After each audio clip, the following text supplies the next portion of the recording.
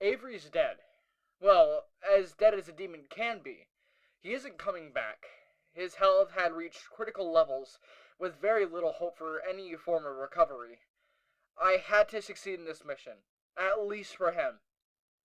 I summoned the squad for an infiltration mission. I had no clue what would be in this building and why Alex would even choose it. The meetup point was roughly 20 minutes east of town.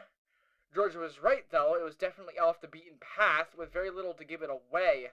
The patch of land the entrance was on had nothing in particular to point out. It really just seemed like a normal farm property. We approached the buildings on the farm to find it completely abandoned.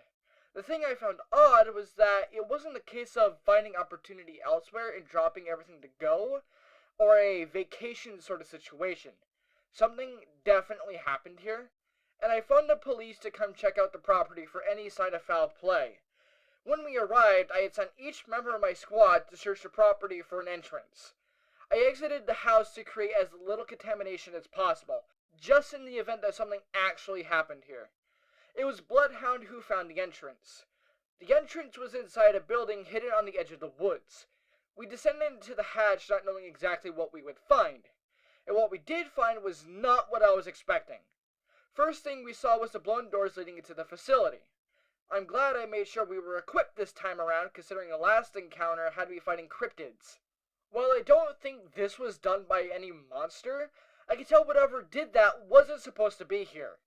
The facility itself wasn't very big, just an underground base for, and I'm guessing here, some form of experiment. We did find traces of recent use.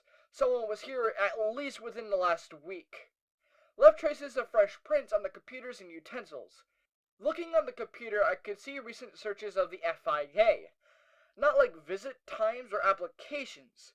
I was seeing possible breaches into the prison, entrances, and weak points.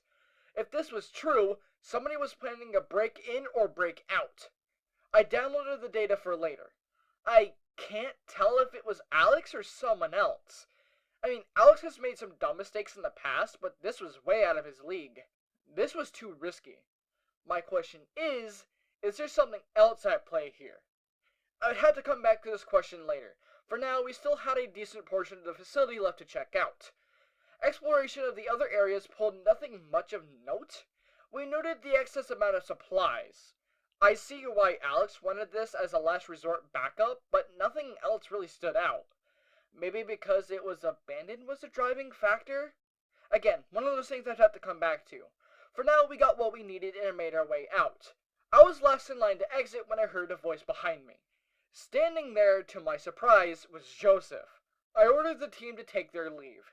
I'd call for a vehicle when I was ready to leave myself. Approaching Joseph, I could tell something was off immediately. He gave off more of a potent energy. Before I could ask him anything, he made himself and his intentions known. He was Lucifer, and he wanted to talk.